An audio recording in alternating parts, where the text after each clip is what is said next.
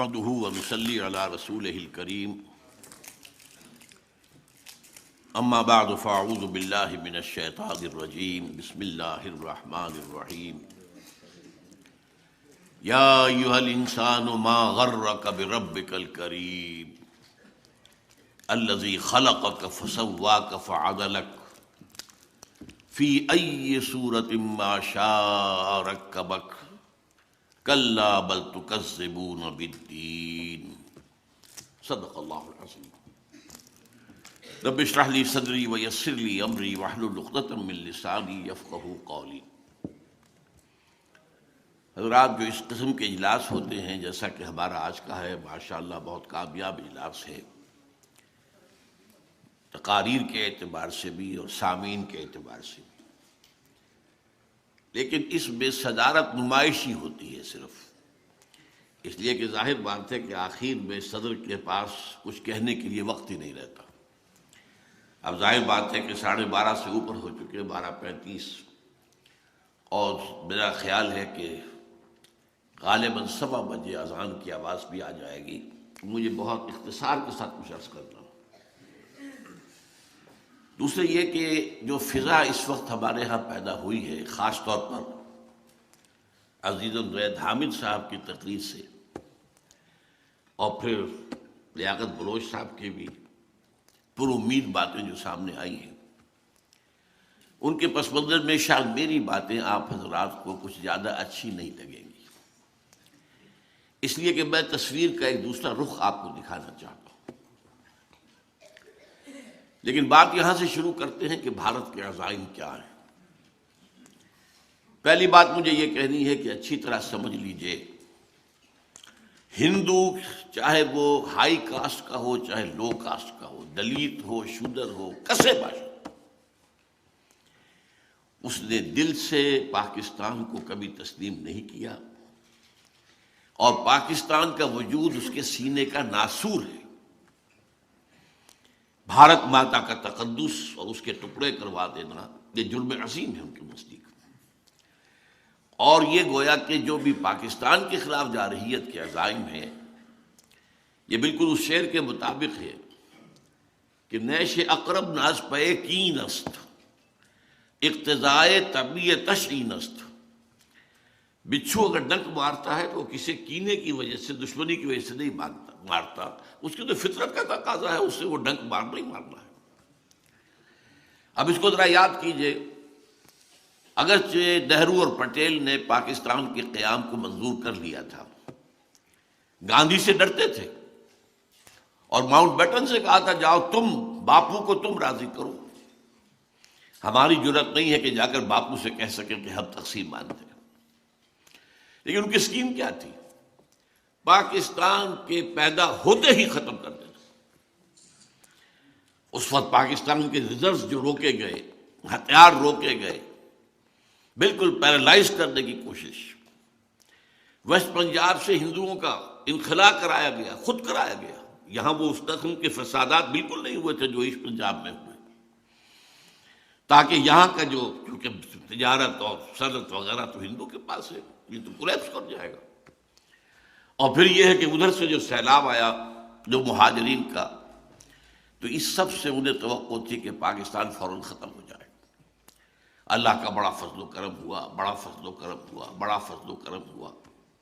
اس نے ایسے حالات پیدا کیے، اس نے معجزے سے ہی قائم کیا تھا، اور معجزے کے ساتھ ہی اس وقت بھی ان حالات کے اندر بھی جو نہایت نامساعد تھے، اللہ نے پاکستان کو قائم رکھا۔ لیکن ایک دوسری اسکیم گاندھی کی تھی۔ گاندھی گڑ دے کر مارنا چاہتا تھا۔ آپ کو معلوم ہوگا کہ گاندھی نے پاکستان کے فنڈز اور پاکستان کے حصے کا اسلحہ وہاں سے جاری کروا کر پاکستان پہنچانے کے لیے مرن برت رکھا، اور تب مجبور کیا نہرو اور پٹیل کی حکومت کو کہ وہ اثاثے بھی ادا کرے۔ لیکن یہ سب اس لیے تھا تاکہ مسلمانوں نے پاکستان کے دلوں کے اندر ایک نرم گوشہ اپنے لیے پیدا کر لے۔ اس کے بعد اگلی اسکیم اس کی کیا تھی؟ واگا سے داخل ہو کر پیدل یاترا کرتا ہوا کراچی جانا تھا۔ پورے پاکستان کو وہ محبت کا پیغام دے کر وہ جو وہاں سے محبت کے لیے اپنی دلوں کے اندر پیدا کر لی تھی گنجائش، تو گویا کہ گڑ دے کر مارنے کا پروگرام اس کا تھا۔ یہ بھی اللہ ہی کا فضل ہے کہ گوڈسے کے ہاتھوں اس کی موت واقع ہو گئی، ورنہ یہ ہے کہ بہرحال گاندھی جس قسم کا لیڈر تھا اور اس کے جو بھی اثرات ہو سکتے تھے جو پاکستانیوں پر اس وقت پڑے تھے، تو اس کے اندر اس بات کا امکان تھا۔ بہرحال اس کے بعد جو صورتحال رہی ہے ہمارے ہاں، وہ میں ایک واقعہ آپ کو سناتا ہوں۔ میں 1953 میں اسلامی جوی طلبہ کا ناظم اعلیٰ تھا۔ اس وقت جو ایک تحریک چلی تھی، ختم نبوت تحریک، اور بڑے فسادات پنجاب میں ہوئے تھے۔ اس زمانے میں خواجہ ناظم الدین وزیر اعظم تھے، وہ یہاں آئے تھے دورے پر، تو میں جمعیت کا ایک وفد لے کر ان سے ملا گورنر ہاؤس میں۔ پہلے تو کچھ موجودہ حالات ملکی پر بات ہوئی، پھر میں نے ان سے کہا جناب یہ میڈو کس بلا کا نام ہے؟ یہ جو آپ ڈیفنس پیکٹ کر رہے ہیں، کن چیزوں میں آپ پاکستان کو باندھ کر جانا چاہتے ہیں؟ مجھے اب بھی ان کا چہرہ بھی یاد ہے پوری طرح، اس کی شرافت۔ کہہ رہے دیکھیے یہ آپ لوگوں کی بات نہیں ہے، یہ آپ طالب علم ہے، آپ کا ہی کام نہیں ہے۔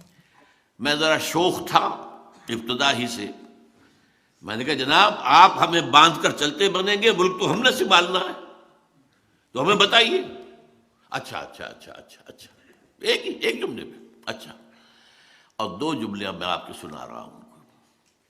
دیکھیے پنڈت جی تو نہیں چاہتے نا کہ پاکستان رہے، پنڈت جی، پنڈت نہرو، اور دیکھیے ہم اکیلے تو ان کا مقابلہ نہیں کر سکتے نا۔ سورہ کبریٰ سے نتیجہ نکال لیجیے، دو جملوں میں پوری پالیسی تھی اور پوری سادگی سے انہوں نے بیان کر دی۔ وہ ہماری مجبوری تھی کہ ہم امریکہ کی گھڑے کی مچھلی، اور ظاہر بات ہے اس وقت امریکہ کو ضرورت تھی، کنٹینمنٹ اور USSR کی پالیسی تھی۔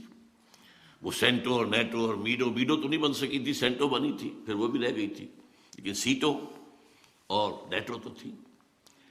اب ہمارے ساتھ امریکہ کا جو رویہ رہا، امداد بھی دی، مالی امداد بھی دی، اس میں یہ ہے کہ جو ہتھیارات بھی دیے، لیکن ایک بات تو یہ نوٹ کیجئے کہ ایک تو یہ ہندو کے یہاں کے جانے سے جو متروکہ جائیداد یہاں پہ رہی ہے، ہمارے دامن اخلاق کو سب سے پہلے داغدار کرنے والی وہ دولت تھی۔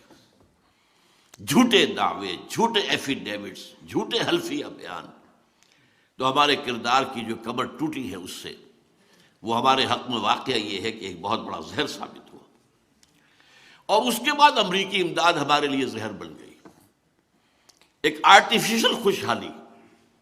ہم نے اپنی معیشت کو مضبوط نہیں کیا تھا، لیکن یہ جو کچھ آ رہا تھا اس کے بنا پر ہم بوسٹ کرتے تھے کہ ہمارا تو بہت جو ہے لیونگ سٹینڈرڈ بھارت کے مقابلے میں بہت بہتر ہے۔ لیکن اس ایڈ نے بھی ہمارے لیے وہ کام کیا ہے جو ایڈز کا وائرس جو ہے ایک انسان کی زندگی میں کرتا ہے۔ وہ ایڈ جو گئی ہے بیوروکریسی کے جیبوں میں گئی ہے، وہاں سے ہو کر واپس جہاں سے آئی تھی وہاں پہنچی ہے، وہاں کے بینکوں میں پہنچی ہے۔ ہمارے اخلاق کا، ہمارے کردار کا دیوالہ جو ہے اس کے نکالنے میں اس ایڈ کا بھی بہت حصہ ہے۔ پھر ہم پر پابندی کیا تھی؟ یہ ہتھیار تم بھارت کے خلاف استعمال نہیں کر سکتے، اگر ہم نے سن 65 میں استعمال کر لیا تو ہمیں سزا دے دی گئی۔ بہرحال یہ عرصہ وہ تھا کہ جو ہم امریکہ کے گھڑے کی مچھلی بن کر ہم نے زندگی گزاری ہے۔ لیکن ایک پوائنٹ نوٹ کیجئے کہ اس پورے عرصے کے دوران بھی امریکہ بھارت کی پیمپرنگ کرتا رہا ہے۔ امریکہ کی عنایتیں بھارت کے شامل حال میں، حالانکہ وہ رشیا کے ساتھ جا کے اس نے الائنس کیا، لیکن امریکن جو ہے ظاہر بات ہے بہت دور ان کی نگاہیں ہوتی ہیں، مستقبل وہ دیکھ رہے تھے کہ بھارت ایک بڑی طاقت بن کر ابھرے گا، لہذا اس کے ساتھ، حالانکہ 1962 میں جب چائنا کی اور بھارت کی جنگ ہوئی ہے تو ہمارے لیے بہترین موقع تھا۔ کشمیر اس وقت چند دن کی بات تھی، بھارت کے پاس وہاں پہ ڈیفنس تھا ہی نہیں، امریکہ نے ہمیں روکا اور ہم امریکہ کے تابع رہے۔ بہرحال یہ صورتحال ہے کہ جو ہماری رہی ہے، لیکن اب ایک بہت بڑی تبدیلی آ چکی ہے، عالمی حالات میں بھی، ریجنل حالات میں بھی، اندرونی حالات میں بھی۔ عالمی طور پر USSR ختم، کولڈ وار ختم، ہماری حیثیت ختم، ہماری ضرورت ختم ہے۔ یو ایس ایس آر کو آخر میں ڈسمینٹل کرانے کا کام بھی ہم سے کروا لیا، ہم نے اپنے لیے کیا۔ کوئی میں ضیاء الحق صاحب کو ہرگز بلیم نہیں کرتا، بلکہ اس کے لیے تو پروسیس تو بھٹو صاحب نے شروع کیا تھا، جب گلبدین حکمت یار اور یہ احمد شاہ مسعود وغیرہ کو بلا کر اس نے ایک مشن سپرد کیا تھا۔ بھٹو کے شروع ہوا کام تھا۔ خام خواہ ہمارے آج کل کے لوگ نامہ نگار جو ہیں وہ ضیاء الحق صاحب کو گالیاں دینے بیٹھ جاتے، اور ظاہر بات ہے کہ ضیاء الحق صاحب یہ نہ کرتے تو اس کا مطلب کیا تھا؟ رشیا تو آ گیا تھا، پھر پاکستان کہاں رکتا؟ اور اس کا تو صدیوں پرانا خواب تھا جو warm waters of the Arabian Sea تک پہنچنے کا۔ افغانستان میں جم جاتا تو پھر بلوچستان اس کی چند گھنٹے کی بات تھی۔ بہرحال وہ جو کچھ کیا، چاہے ضیاء الحق نے کیا، چاہے اسامہ ابن لادن نے کیا، یہ بھی لوگ جا کے اسی جہاد کے لیے امریکہ جو کہ جہاد اصل امریکہ جسے استعمال کر رہا تھا، انہوں نے کیا اپنے لیے۔ افغانوں نے جہاد میں جانیں دی ہیں تو اپنے لیے دی ہیں، اپنی حریت کے لیے دی، اپنی آزادی کے لیے دی۔ اسی طرح اگر عرب وہاں پر آئے ہیں، اور چاہے لانے والے اسامہ ابن لادن ہوں، اور چاہے وہ عمر عبد الرحمن ہوں، اور چاہے وہ عبداللہ ابن عزام ہوں، وہ سب بھی تو اسلام کے نام پر لا رہے تھے، اسلام کے لیے لا رہے تھے۔ جو آئے تھے، سعودی عرب کا نوجوان کاہے کے لیے یہاں آیا تھا؟ اس کے پاس کس چیز کی کمی تھی؟ وہ جو یہاں پر آ کر اس قدر پتھریلی فضا کے اندر اور اس قدر جو ہے حالات کے اندر نامساعد حالات میں آ کر انہوں نے قربانیاں دی، جانیں دی۔ بہرحال یہ مسئلہ جو تھا، لیکن صورتحال اب جو تبدیل ہو چکی ہے وہ یہ ہے کہ یو ایس ایس آر ختم، اس کی کوئی حیثیت ہی نہیں۔ ابھی میں پچھلے دنوں پڑھ رہا تھا نیوز ویک میں کہ رشیا کی اکانومی میکسیکو کی اکانومی سے بھی چھوٹی ہے اس وقت۔ میں تو حیران ہوا، میرا تو خیال تھا اس کے پاس بڑے ذخائر جو ہے تیل کے ہیں، لیکن رشین اکانومی میکسیکو کی اکانومی سے بھی چھوٹی ہے۔ اس کا تو حال یہ ہو چکا ہے۔ لیکن اب کیا ہوا ہے؟ اب چائنا ابھر آیا ہے، اب کنٹینمنٹ آف چائنا پالیسی ہے، اب اس کا گھیراؤ کرنا ہے۔ اس میں میجر رول بہرحال بھارت کا ہوگا، جو مقابلے پر کھڑے ہونے کی سکت رکھنے والا ملک ہے۔ آبادی میں بھی تقریباً غالباً آس پاس برابر ہی ہیں، اور یہ کہ بہرحال یہاں بھی جو تعلیم، ٹیکنالوجی وغیرہ جو ہے وہ پوری اعلیٰ سطح کی موجود ہے۔ اس لیے اب صورتحال یہ ہے کہ امریکہ کا اسٹریٹجک پارٹنر وہ ہے، اس کے ساتھ جو ہے وہ سول نیوکلیئر جو ہے ٹریٹی بھی ہو چکی ہے، اور ہمیں امریکہ یہ چاہتا ہوگا کیا، وہ تو اللہ کے علم میں ہے، وہ چاہتا ہے کہ ہم بالکل اس کے سامنے گھٹنے ٹیک کر اور بالکل چھوٹے بن کر رہیں۔ یؤتوا الجزیۃ عن ید وہم صاغرون، اپنے ہاتھ سے جزیہ دیں اور صاغر رہیں۔ اور جزیہ کیا ہوگا کہ کھول دو اپنی منڈیوں کو بھارت کے مال کے لیے، اللہ اللہ خیر صلی اللہ، یہی جزیہ ہوگا اس دور کا۔ تو ان کی پالیسی یہ بن چکی ہے۔ تو یہ ہے اصل میں جو حالات بیرونی عالمی سطح پر۔ دوسری طرف ریجنل پر آئیے، افغانستان میں چونکہ الکفر ملت واحدہ، یہ نوٹ کر لیجئے، افغانستان میں وہ جو ابلیس نے کبھی دیکھا تھا، ایک خطرہ کے اندازہ کیا تھا، اقبال نے اپنی ابلیس کی مجلس شورا کے جو نظم ہے اس میں بیان کیا تھا کہ مجھے عصر حاضر کے تقاضاؤں سے ہے، لیکن یہ خوف ہو نہ جائے آشکارا شرع پیغمبر کہیں۔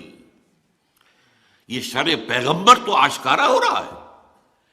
یہ افغانستان میں چند اسلامی احکام نافذ ہوئے اور امن ہو گیا 100%۔ ایک حکم سے پوپوئی کی کاش زیرو۔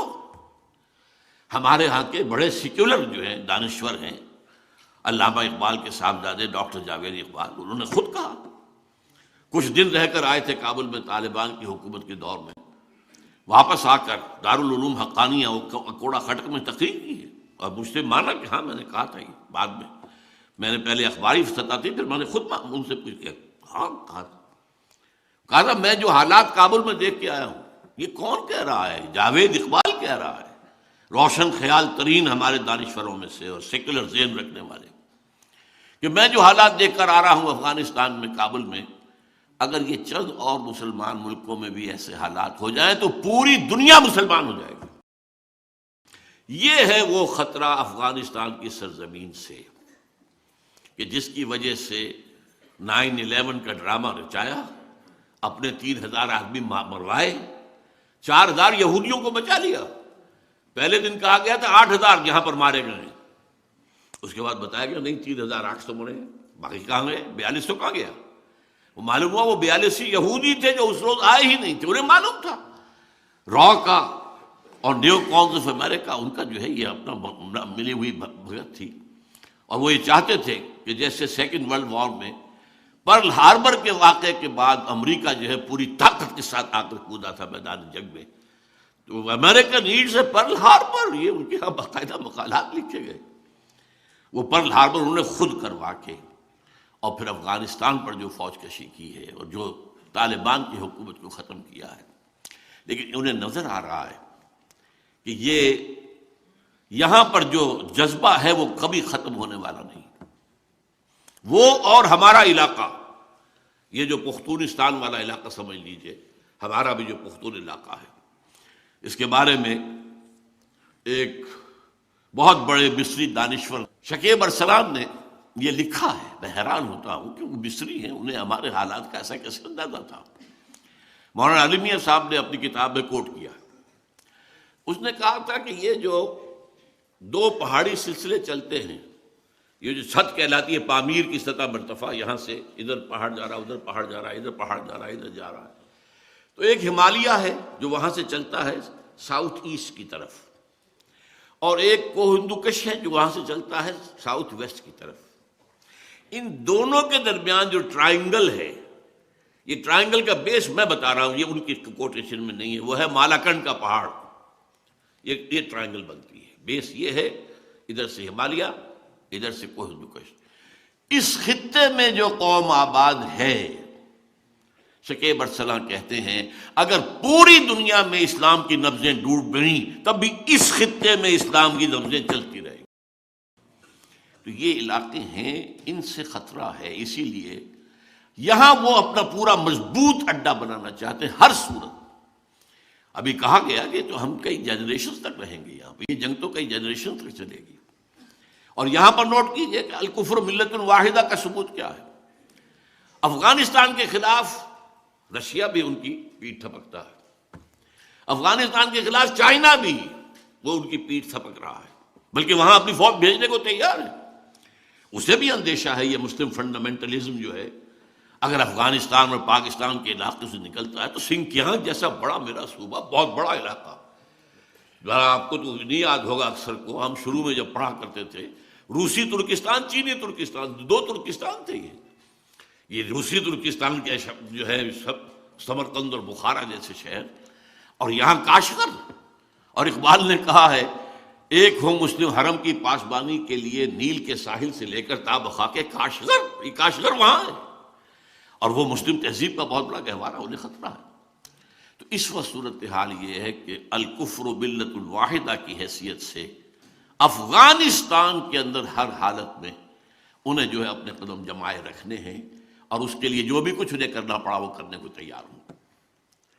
تیسری ڈائمنشن اور ہے جس کا ذکر کیا تھا عزیزم زید حامد صاحب نے، یہ جو یہودیوں کا نقشہ چل رہا ہے 1897 سے شروع ہوا، وہ جو protocols of the elders of the Zion, اور 20 سال کے اندر اندر انہوں نے سلطنت عثمانیہ کی دھجیاں بکھروا کر، اور یہ کہ بالفور ڈیکلریشن 1917 کا حاصل کر لیا برطانیہ کے ذریعے سے، اور پھر 20 سال کے اندر 21 سال میں اسرائیل قائم ہو گیا۔ وہ جو نقشہ ہے یہودیوں کا، وہ عالم پوری اس گلوب کے اوپر اپنی فائنینشل امپائر چاہتے ہیں، لیکن ایک بڑا رقبہ جو ہے عرب ممالک کا، وہاں وہ اپنی واقعتاً ایک اسٹیٹ چاہتے ہیں، پوری دنیا پر حکومت عثمانی میں نہیں، پوری دنیا پر تو یہ ہے کہ وہاں پر لوگ کام کریں، انہیں گوئمز اور جنٹائلز ہیں، بس حیوان بنا دو انہیں، وہ کام کریں اور ان کی کمائی کا جو ہے ملائی اس کی ہم کھینچتے رہیں گے IMF کے ذریعے سے اور ورلڈ بینک کے ذریعے سے، بس یہ وہاں اس کے لیے تو یہی ہے financial empire, not direct occupation.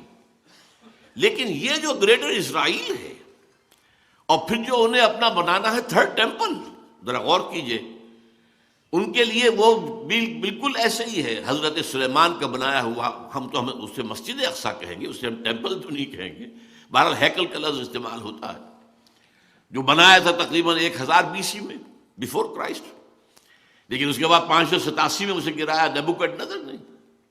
اس کے بعد پھر دوبارہ بنایا، وہ سیکنڈ ٹیمپل تھا جو 70 میں گرایا ٹائٹس رومی نے، اور وہ گرا پڑا ہے، اور ان کے نزدیک اس کی حیثیت وہی ہے جو ہمارے نزدیک کعبے کی ہے۔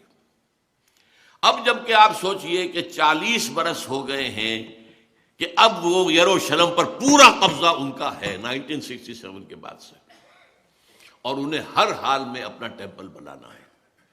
تو آرمیگیڈون کا نام آپ نے سنا ہوگا، بہت بڑی عظیم جنگ جو مڈل ایسٹ میں ہونے والی ہے، جس کی پیشن گوئی بائبل میں بھی ہے، اس کا جو لاسٹ چیپٹر ہے ریویلیشنز آف سینٹ جان، پھر احادیث میں الملحمۃ العظمیٰ الملحمۃ الکبریٰ، بے تحاشا نقصان جو ہے مسلمانوں کا ہونا ہے، اور یہ سارے ممالک مسلمانوں کے ہاتھ سے نکل جائیں گے، احادیث کے اندر صاف صاف۔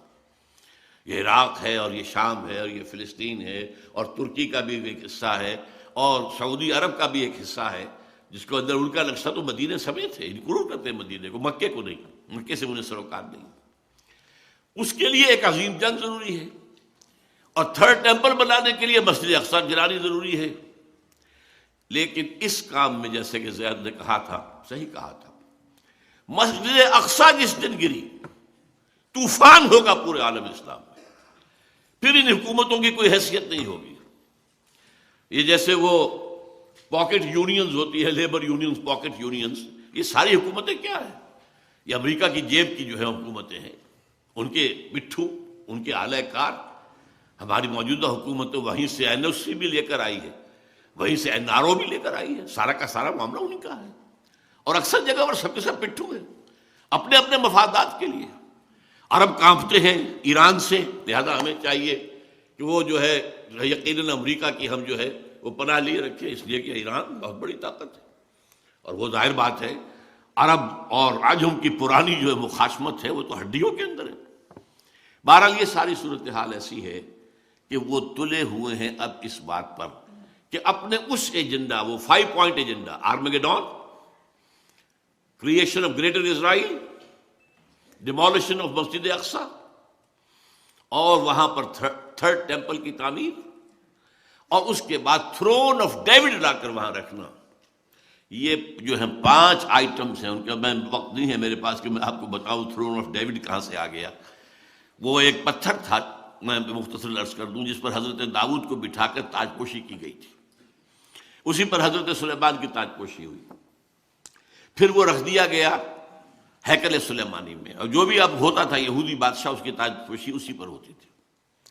سن 70 میں ٹائٹس نے جب گرایا ہے سیکنڈ ٹیمپل، تو وہ پتھر لے گیا، روم چلا گیا، روم سے آئرلینڈ گیا، آئرلینڈ سے اسکاٹ لینڈ آیا، اسکاٹ لینڈ سے انگلینڈ آ گیا 14ویں صدی عیسوی میں، اور وہاں پہ انہوں نے اس کو ایک کرسی کے اندر سیٹ کی حیثیت سے لگا کر تھرون بنا لیا، اور یہ ویسٹ منسٹر ایبے کے اندر رکھا ہوا ہے، جو برطانوی پارلیمنٹ کے ساتھ جو چرچ ہے اس کے اندر رکھا ہوا ہے، اور انگلستان کے بادشاہوں اور ملکاؤں کی جو ہے وہ تاج پوشی اسی پر ہوتی ہے۔ تو اس کو لا کر اب رکھنا ہے تھرڈ ٹیمپل میں۔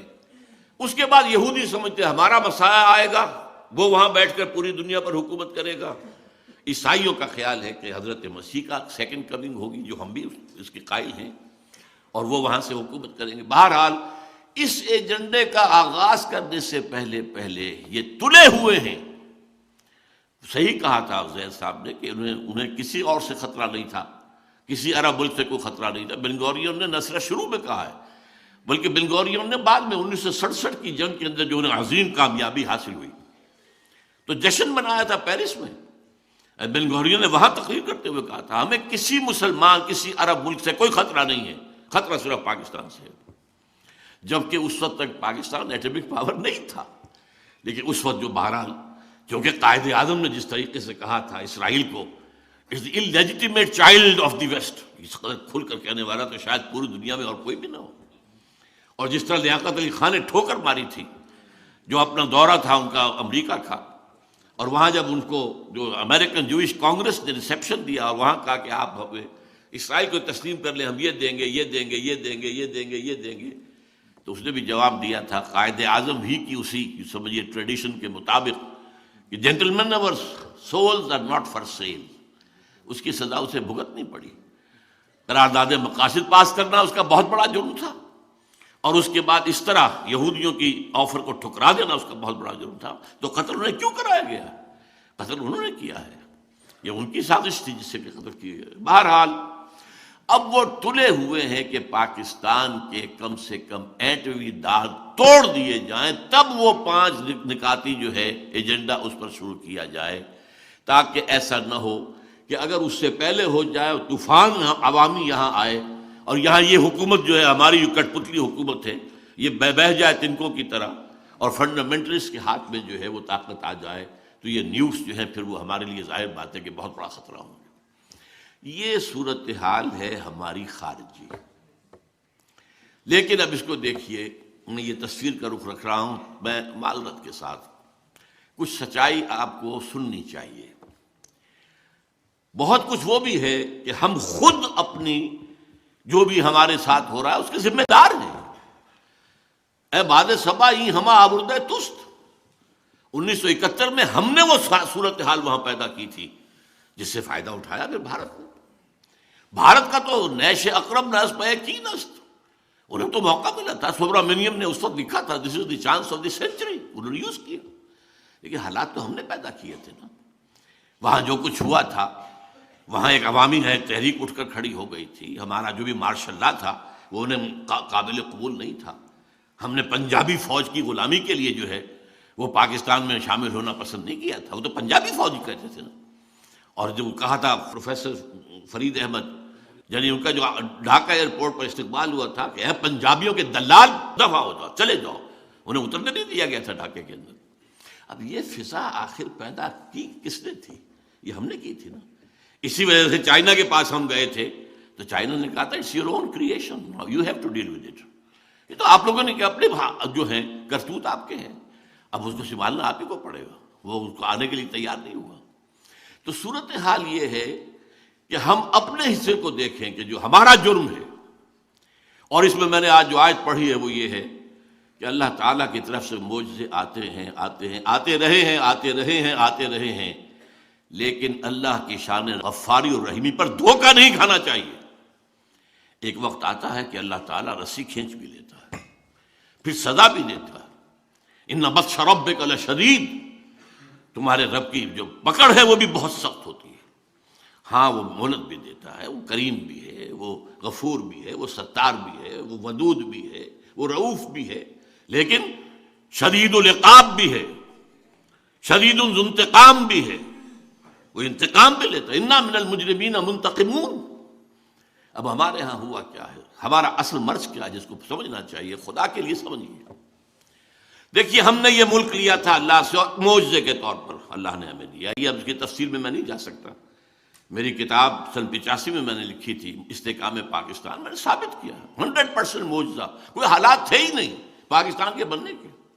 یہ سمجھا گیا تھا یہ تو بارگیننگ کے لیے مسلم لیگ نے ایسی بات کہہ دی ہے، اور کہاں کا سوال پیدا ہوتا ہے وہ ہندوستان کی تقسیم کا۔ لیکن بہرحال اللہ نے دیا ملک، ہم نے دیا تھا کیوں؟ اے اللہ ہمیں ہندو اور انگریز کی غلامی سے نجات دے، ہم تیرے دین کا بول بالا کریں گے۔ What did we do actually؟ اس میں کسی شخص کو چھوڑ دیجئے، جماعتوں کو چھوڑ دیجئے، بہرحال پوری قوم کا جرم ہے، پوری قوم کا جرم ہے۔ یقیناً اس میں چھوٹے ذمہ داری والے لوگ بھی ہیں، بڑی ذمہ داری والے لوگ بھی ہیں، والذی تولی کبرہ کی مثال بھی موجود ہے، لیکن میں اس تفصیل میں نہیں جانا چاہتا۔ بٹ دی فیکٹ ریمینس، 61 برس کہاں ہے وہ اسلام؟ یہ مذہب والا اسلام تو پوری دنیا میں ہے، انڈیا میں بھی ہے، مسجدیں ہیں، حج فلائٹس انڈیا سے بھی جاتی ہیں، اور بتایا مجھے یہ گیا ہے کہ سعودی عرب کے اندر مدینے اور مکے میں اور جدے میں جو ہندوؤں کے جو بھارت کے وہاں پر میڈیکل مشن ہیں وہ کہیں زیادہ بہتر ہیں پاکستان کے میڈیکل مشنز کے بجائے، جس قدر وہ خدمت کرتے ہیں لوگوں کی۔ وہاں سے حاجی جاتے ہیں، وہاں نمازیں ہیں، وہاں مسجدیں وہاں بھی ہیں۔ اس کام کے لیے تو ہم نے پاکستان نے لیا تھا۔ آپ مسجدیں تو آپ نے امریکہ میں جا کے بنا لی ہیں، لیکن یہ کہ یہ مذہب جو ہے یہ اور شے ہے، دین اور شے ہے۔ مذہب پھیل رہا ہے، fastest growing religion in the world is Islam, it's all the world expected, لیکن اس دین کہاں ہے؟ ان الدین عند اللہ الاسلام ومن یبتغی غیر الاسلام دینا فلن یقبل منہ، یہ دین ہے۔ اذا جاء نصر اللہ والفتح ورأیت الناس یدخلون فی دین اللہ افواجا، وہ اللہ کا دین، اللہ کا نظام، وہ سیاسی، معاشی، وہ جس کو قائد اعظم اور علامہ اقبال کہتے رہے، اسلام کے اصول حریت و اخوت و مساوات، وہ دین جو کہ امن و امان بھی دے، جو انصاف بھی دے رہا ہو، جہاں یہ ہے ڈسکریمنیشن نہ ہو، جہاں کوئی بھوکا نہ ہو، کوئی شخص نہ ہو۔ حضرت عمر نے تو ایک یہودی کو بھیک مانگتے ہوئے دیکھا تو گورنر کو ڈانٹ پلا دی تھی۔ یہودی بوڑھا بھیک مانگ رہا تھا، کیسے اس کو کہ یہ تم جب جوان تھا تم اس سے جزیہ لے رہے تھے اور اب تم نے سڑک پر کھڑا کر دیا اس کو بھیک مانگنے کے لیے، اس کا وظیفہ مقرر کرو۔ وہاں یہ تھا کہ اگر کتا بھی اگر بھوکا مر جاتا ہے فرات کے کنارے یا دجلہ کے کنارے، عمر ذمہ دار ہوگا قیامت کے دن۔ وہ نظام، دنیا تو اس نظام کے لیے چشم براہ بیٹھی ہوئی ہے، دیکھنا چاہتی ہے، اس لیے کہ وہ نظاموں کا کلیش جو تھا وہ ایک گویا کہ ختم ہوا، ایک اعتبار سے کمیونزم کی موت واقع ہو گئی۔ اب وہ جو کیپٹلزم دوبارہ آیا، گلوبلائزیشن کی شکل میں آ رہا ہے، اس کا بھی رد عمل ہوگا، اور ہے وہاں ہو رہا ہے۔ آپ کو معلوم ہے ڈیووس ہو یا کہیں اور ہو، یا جو واشنگٹن میں جہاں معاملہ ہوا تھا پہلے ورلڈ ٹریڈ آرگنائزیشن کا، تو وہاں مظاہرے کسی نے کیے؟ عالم اسلام میں تو کسی کو پتہ ہی نہیں کہ وہ جو فائنینشیل جو ہے ایک امپائر کیسے قائم ہو رہی ہے، کس طریقے سے آگے بڑھ رہی ہے، کیسے کیسے معاہدے ہو رہے ہیں۔ پوری دنیا جو ہے وہ اپنا بیج نہیں پیدا کر سکے گی، بیج لینے پڑیں گے ہم سے، ان ملٹی نیشنل سے، ہم نے ڈیولپ کیے ہیں یہ سارے جینیٹیکلی جو چینج ہیں، جس سے کہ اب پہلے کتنے تم من گندم لے لیتے تھے ایک بیگھے سے یا ایک ایکڑ سے، اب کتنا لے رہے ہو؟ پہلے کتنے چاول، اب ہم نے بنایا نا، ہم نے یہ، لہٰذا ہماری رائلٹی ہے، you will have to purchase, اور ہم دیں گے وہ بیج جو بس ایک فصل دے گا، اس سے جو گندم ہوگی وہ بیج کے طور پہ کام نہیں کر سکے گی۔ اس طریقے سے جو دجال کے بارے میں ہے کہ رزق کے خزانے اس کے قبضے میں آ جائیں گے، جو اس کی بات مانے گا صرف اس کو رزق ملے گا، باقی کسی کو رزق نہیں ملے گا۔ تو یہ ساری صورتحال اس وقت جو ہے ایسی ہے کہ معاملہ ہمارا جو ہے اندرون خانہ، ہم نے اللہ سے خلاف ورزی کی، اپنے وعدے کی، ہم نے غداری کی، اور اس کی سزا ملی ہے ہمیں، وہ نوٹ کیجئے۔ قرآن مجید میں ہے سورہ توبہ میں، یہ 75 76 77 3 آیتیں ہیں۔ مدینے کے منافقین کی ایک خاص قسم کا ذکر ہے، وَمِنْهُمْ مَنْ آحَدَ اللَّهَ لَئِنْ آتَانَا مِنْ فَضْلِهِ لَنَصَّدَّقَنَّ وَلَنَكُونَنَّ مِنَ الصَّالِحِينَ فَلَمَّا آتَاهُم مِنْ فَضْلِهِ بَخِلُوا بِهِ وَتَوَلَّوْا وَهُمْ مُعْرِضُونَ فَعَاقَبَهُمْ نِفَاقًا فِي قُلُوبِهِمْ۔ ان میں وہ لوگ بھی ہیں جنہوں نے اللہ سے عہد کیا تھا کہ اگر اللہ ہمیں غنی کر دے تو ہم خوب صدقہ و خیرات کریں گے اور خوب جو ہے نیک لوگ بن جائیں گے۔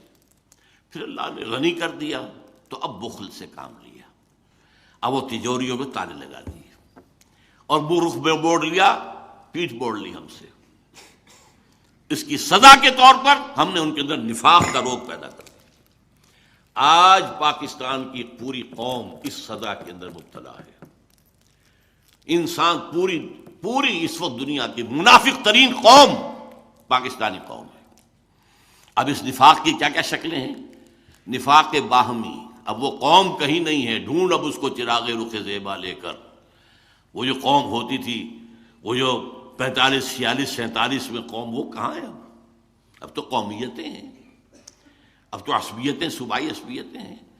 اگر قوم ہوتی تو آج تک کالا باغ ڈیم نہ بن چکا ہوتا۔ کس کو معلوم نہیں تھا کہ کس قدر اہم ہے، کتنا ضروری ہے ہماری معیشت کے لیے؟ لیکن نہیں، سندھی کو گوارا نہیں ہے، کوئی پشتون کو گوارا نہیں ہے، ایک قوم ہم نہیں ہے۔ اب قومیتیں، عصبیتیں ہیں، نسلی ہیں، لسانی ہیں، مذہبی ہیں، تفرقہ مذہبی۔ نمبر 2، اخلاق کا زوال، جس نے کہ فرمایا حضور نے منافق کی 3 نشانیاں ہیں۔ جب بولے جھوٹ بولے، وعدہ کرے خلاف ورزی کرے، کہیں امین بنایا جائے تو غبن کرے اور خیانت کرے۔ یہ 3 چیزیں ہیں، یارڈ سٹک لے کر ناپ لیجئے اپنے معاشرے کو۔ اس معاشرے میں جو جتنا بڑا ہے اتنا ہی بڑا جھوٹا ہے، جو جتنا بڑا ہے اتنا ہی بڑا وعدہ خلاف ہے۔ آج آپ کا بادشاہ وہ ہے جو کہتا ہے وعدے کیا شے ہوتی ہے، کیا چیز ہوتی ہے، یہ تو صرف جو ہے کہنے کی باتیں ہوتی ہیں۔ بادشاہ ہے آپ کا، اور میں اس کو برا نہیں کہتا، میں کہتا ہوں اعمالکم اموالکم، حدیث سنائی تھی آپ کو زید صاحب نے۔ ہمارے اپنے اعمال ہیں جو ہمارے اوپر جو ہیں حکمران بن گئے ہیں۔ یہ کردار، یہ ہے ہمارا انڈیکس، علامت ہے اس قوم کے کردار کی۔ جھوٹ اور وعدہ خلافی اور غبن، اربوں کے غبن، اس میں تو ہم انتہا کر گئے. ہماری معیشت کی کمر توڑ دینے والا تو اصل معاملہ جو ہے وہ ہے اربوں کے غبن. اب تو کبھی انگریز کے زمانے میں اگر چند سو چند ہزار کی کچھ ادھر ادھر بات ہو جاتی تھی طوفان برپا ہو جاتا تھا، کیا ہوا، بہت بڑا اسکینڈل ہو گیا، بہت بڑا. اور اب تو کیا ہے، پھر یہ کہ اربوں ڈالر جو ہیں وہ بینک معاف کر رہے ہیں. اگر کوئی شخص چند ہزار کا مقروض ہو عام آدمی، اس کا گھر قرقی کرا دیا جائے گا یا اس کے سامان قرقی کرا دیا جائے گا، اور اربوں ڈالر معاف ہو رہے ہیں. یہ جینے کے لچھن تو نہیں. کیا زمانے میں پنپنے کی یہی باتیں ہیں؟ Do you have a right to be a free nation? میرے نزدیک تو نہیں ہے. ہمارا جواز تو ختم ہو چکا ہے. ہم آئیڈیولوجیکل اسٹیٹ تھے، and from that point of view we are failed state. Ideology وہ کہاں ہے؟ کہیں بھی نہیں ہے. ہم تو کسی وطنیت کی بنیاد پر تو قائم نہیں ہوئے تھے، بلکہ وطنیت کی تو نفی کر کے پاکستان بنا تھا. ان تازہ خداؤں میں بڑا سب سے وطن ہے، جو پیرہن اس کا ہے وہ مذہب کا کفن ہے. بہرحال میں یہ ساری باتیں، جو ہمارا اندرونی حال ہے وہ کیا ہے ذرا غور کیجئے. یہ فزکس کی دو اصطلاحات ہیں، سینٹریپیٹل سینٹریفیوگل فورسز. ایک وہ ہوتی ہیں کہ جو کسی چیز کو توڑنے اور پھاڑنے کی طاقتیں ہوتی ہیں، اور ایک وہ ہوتی ہیں جوڑنے کی طاقتیں ہوتی ہیں. اب آپ اندازہ کیجئے، آپ کے نارتھ پول پر بیٹھا ہوا ہے کون؟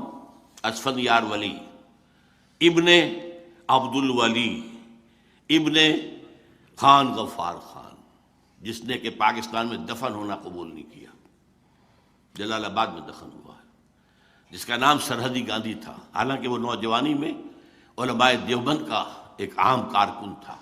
حضرت شیخ الہند کا وہ پہرے دار کی حیثیت سے کھڑا تھا جب 1915 کے اندر مشاورت ہو رہی تھی کہ کیا کرنا چاہیے، جب وہ رومال تحریک، ریشمی رومال تحریک کا ایک نقشہ بن رہا تھا. ایک لمبا تڑنگا پٹھان ایک لاٹھی لے کر کھڑا تھا جو دروازے کے اوپر پہرا دے رہا تھا، وہ تھا خان عبدالغفار خان. بہرحال بعد میں کانگریس کے ساتھ جا کر وہ کانگریسی، وہ تو سرحدی گاندھی بنے ہیں. اور اسفندیار ولی بھی یاترا کر کے آ گئے ہیں. این او سی لینے وہ بھی گئے تھے، یوں ہی نہیں گئے تھے، وہ بھی امریکہ گئے ہیں. اور جو کہا تھا فضل الرحمان صاحب نے، میں سمجھتا ہوں کہ بہرحال وہاں کے آدمی ہیں کہ نکل رہا ہے، NWFP ہاتھ سے نکل رہا ہے. اور یہ تو گریٹر خصوصیات کا نقشہ بنا رہا ہے. یہ تو نارتھ پول ہے. ساؤتھ پول پر جائیے تو امریکہ اور برطانیہ کا بڑا محبوب انسان الطاف حسین، جو کراچی اور آس پاس کے علاقے کا بے تاج بادشاہ ہے. یہ کون ہے؟ جو کراچی میں جا کر، جو دلی میں جا کر یہ کہہ کر آیا کہ ہندوستان کی تقسیم ایک بہت بڑی غلطی تھی. باقی جو کچھ بلوچ نیشنلزم ہے وہ سب آپ کے سامنے ہے. خود سندھیوں کے اندر نیشنلزم بہت گہرا ہے، بہت گہرا ہے. جو 3-4 دن گزرے ہیں، جو بھٹو کی، بیر بھٹو کے قتل کے بعد اس کو جو بھی ہلا دیا پورے سندھ کو، نوٹ کیجیے اس کو. تو یہ حالات ہیں. اور اب اس کے اندر ایک ڈائمنشن اور ایڈ ہو رہی ہے. یہ جو ہنی مون تھا PPP اور مسلم لیگ نون کا، یہ ختم ہو رہا ہے. پھر وہی فضا ہو جائے گی، پھر جو ہے نئے جو ہے بساط بچھے گی، اور پھر وہی جو ہے. اور چاہتا یہ ہے بھارت بھی، امریکہ بھی، کہ یہاں بدامنی ہو اور ہمیں موقع ملے، جواز بن جا. ایسٹ پاکستان میں بدامنی ہوئی، جواز مل گیا. وہاں سے بہت سے لوگ جو ہیں وہ چاہے ان کے کہنے ہی کی وجہ سے ہندو جو ہیں وہ چھوڑ کر ایسٹ پاکستان چلے گئے اور وہاں پر بنا دیے گئے ان کے کیمپس. دیکھو یہ اب جان کے خوف سے ڈر کے یہاں آئے ہوئے ہیں. بہرحال یہ ہیں ہمارے اپنے کرتوت. اب اس پس منظر میں ٹھیک ہے، وقت فرصت ہے کہاں، کام ابھی باقی ہے. اور یہ جو ہے کہ اے خاص ہے خاصان رسول، وقت دعا ہے، امت پہ تیری آ کے جب وقت پڑا ہے. اللہ نے پاکستان کو بہت بچایا، بہت بچایا، بہت بچایا. پاکستان کو بنتے ہی بچایا، جبکہ اس کے خلاف جیسے کہ میں آپ بیان کر چکا ہوں 1965 میں بچایا. اس لاہور کا تو BBC ٹیلی ویژن نے تو دکھا دیا تھا، فال آف لاہور. لاہور فتح ہو چکا ہے بھارتی فوج کے ہاتھوں.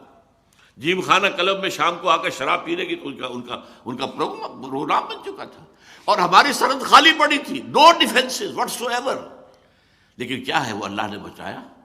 سألقی فی قلوب الذین کفروا الرعب، میں کافروں کے دلوں میں رعب ڈال دوں. انہیں ڈر گئے کہ یہ ہمیں گھیراؤ اور دہشت کیا جا رہا ہے.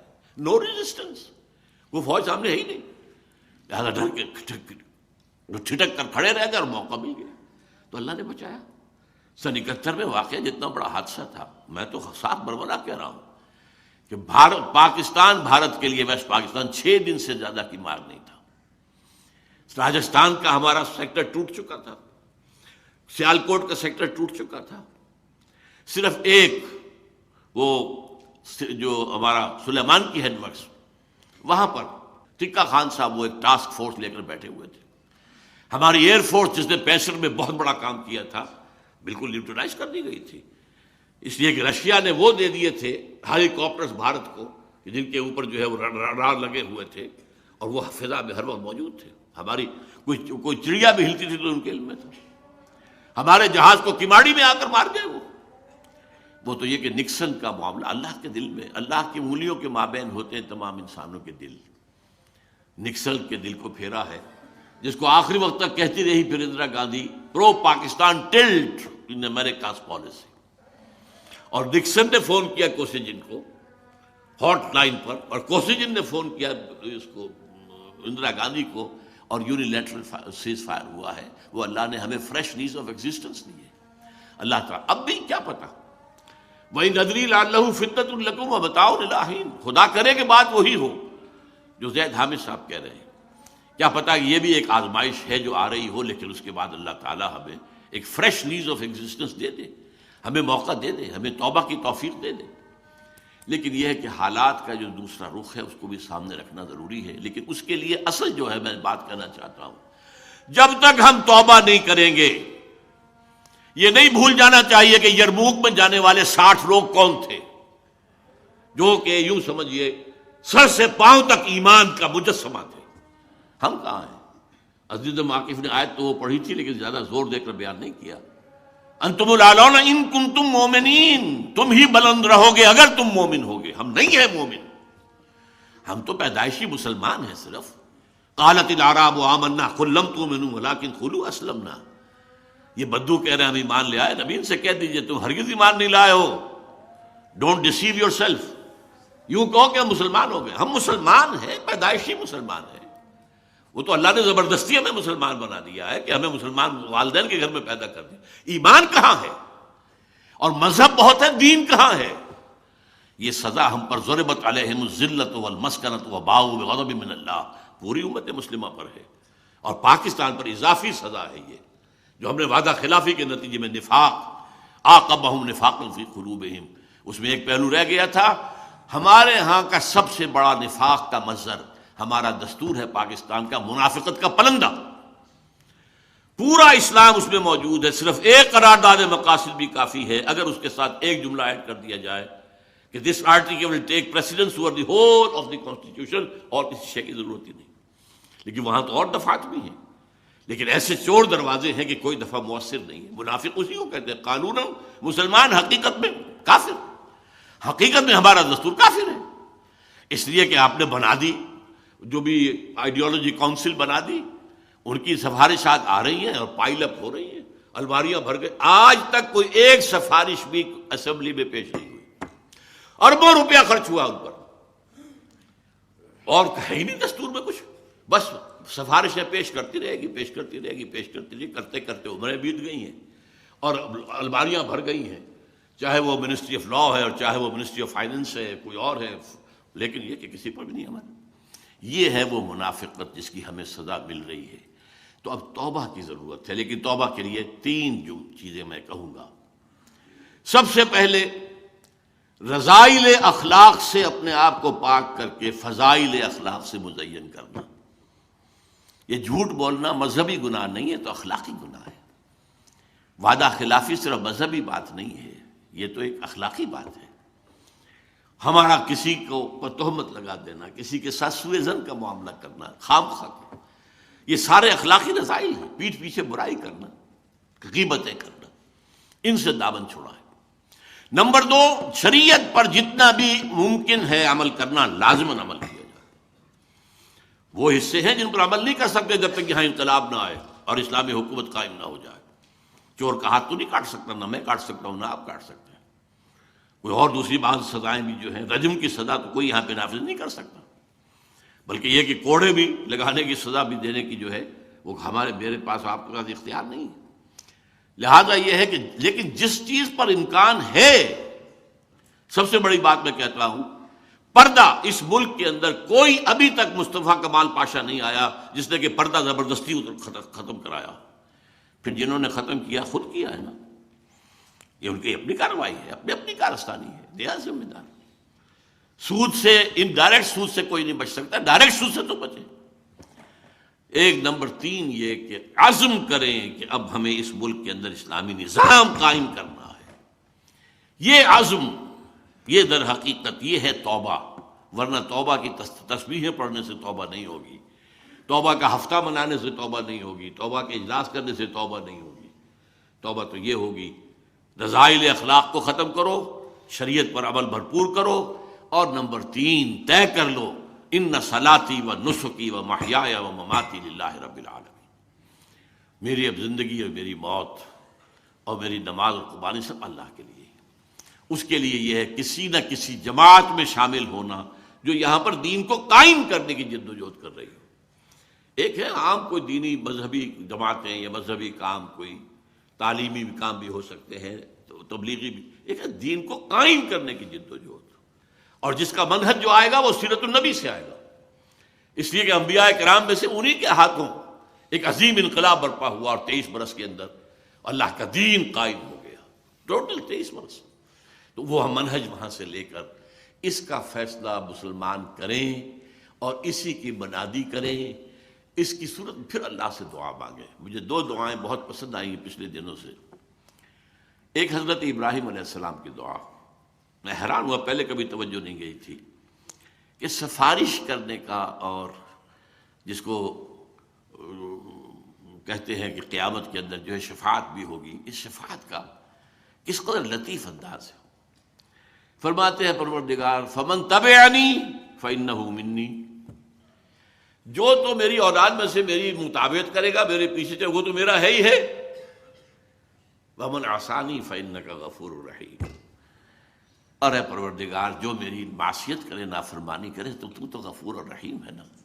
یہ نہیں کہا کہ فاغفر لہ، نہیں، تو فإنک علی کل شیء قدیر۔ اسی طریقے یہ آیا ہے حضرت عیسیٰ علیہ السلام سے جب پوچھا جائے گا کہ یا عیسیٰ ابن مریم، کیا تم نے کہا تھا اپنے لوگوں سے کہ مجھے اور میری ماں کو بھی خدا بنا لینا؟ اے اللہ، میں نے نہیں کہا، میں نے تو وہی کہا تھا جس کا تو نے مجھے حکم دیا تھا۔ لیکن اس کے بعد کیا فرماتے ہیں؟ ان تعذبہم فإنہم عبادک، اے اللہ اگر تو انہیں عذاب دے تو یہ تیرے بندے ہیں تجھے، اور وَإِن تغفر لہم، اور اگر تو بخش دے فإنک علی کل شیء قدیر، تو ہر چیز پر قادر ہے نا، تیرا کوئی ہاتھ تو نہیں پکڑ سکتا کہ ان گناہ گاروں کو کیوں تجھے بخش دیا، تیرا اختیار ہے۔ تو اب ہم جس جگہ کھڑے ہیں، اے اللہ ان تعذبنا فإنا عبادک، اگر عذاب بھی آ گیا ہو، سن 71 کا چھوٹا عذاب ہو سکتا ہے بڑا عذاب آیا بڑا ہو، وَلَنُذِيقَنَّهُم مِّنَ الْعَذَابِ الْأَدْنَىٰ دُونَ الْعَذَابِ الْأَكْبَرِ لَعَلَّهُمْ يَرْجِعُونَ۔ اللہ کی رحمت کی امید بھی رکھیے، لیکن اللہ کے شدید العقاب اور شدید الانتقام، انا من المجرمین منتقمون، یہ پہلو بھی نظر انداز نہ کیجیے۔ تو ایک جو ہے ہماری کیفیت ہونی چاہیے بین الخوف والرجاء، اور اس کے لیے یہ ہے کہ توبہ، اور توبہ اس سینس میں جو میں نے آپ کے سامنے رکھی ہے، اور ایمان سے اپنے دلوں کو مزین کر کے، اور پھر اپنی زندگیوں کو لگا دینا اللہ کے دین کو قائم کرنے کی جد و جہد کے لیے۔ کیا عجب کہ اللہ تعالیٰ ان ادری لعلہ فتنۃ لکم متاع الی حین، اللہ تعالیٰ ہمیں اور مہلت دے دے، ہمیں موقع دے دے، اصلاح کا موقع دے دے، تو اللہ تعالیٰ سے ہمیں اس کی دعا کرنی چاہیے۔ اقول قولی ھذا واستغفر اللہ لی ولکم ولسائر المسلمین والمسلمات۔